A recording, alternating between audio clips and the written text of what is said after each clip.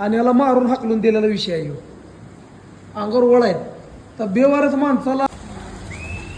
तर मित्रांनो, बेवारस व्यक्ती आहे भर पावसात आपल्याकडे आजाव आश्रम पैसे भटकत होता.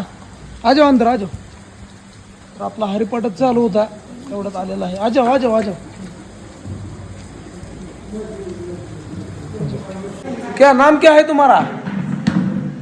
अर्जुन बंदे। अर्जुन बंदे। गांव कौन सा है? लिंगमपल्ली। लिंगमपल्ली कहाँ पे आता है ये? कहाँ था लिंगमपल्ली? स्टेट कौन सा है? स्टेट जैसे ये महाराष्ट्र है, तेलंगाना। तेलंगाना का है। हाँ। तो महाराष्ट्र में कैसे आ गया? हाँ, महाराष्ट्र में कैसे आ गया? बाबा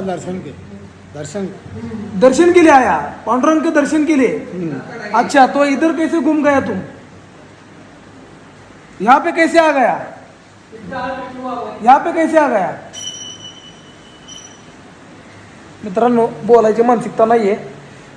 अचानक आश्रमच्या पुढं आला आणि आम्हाला वाटलं गावातलंच कोणतं असेल, त्यामुळे आम्ही लक्ष दिलं नाही.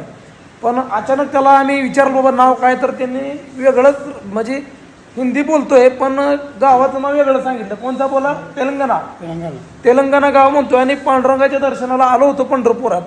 आणि आता अवस्था तुम्हाला या माणसाची मी दाखवतो. आता हे बेवारस आहे हे मला माहीत आहे, तुम्हाला माहीत आहे, पण आता याची अवस्था काय मी तुम्हाला दाखवतो. तर याचे कपडे पूर्ण भिजलेले आहेत आणि अंगावर मारलेले वळ आहेत.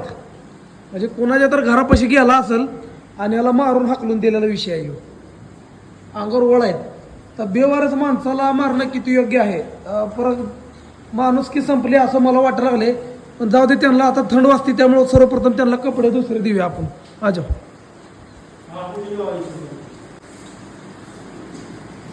आपलं कामच आहे आणि स्वतःहून पांडुरंगानं त्याला आपल्याकडे पाठवले.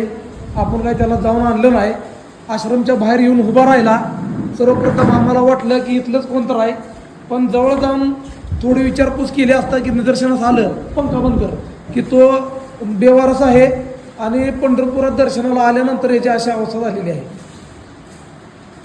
ले लिया, विठ्ठल भगवान तुमको घर पे भेज देगा, टेंशन मत लो, आ जाओ.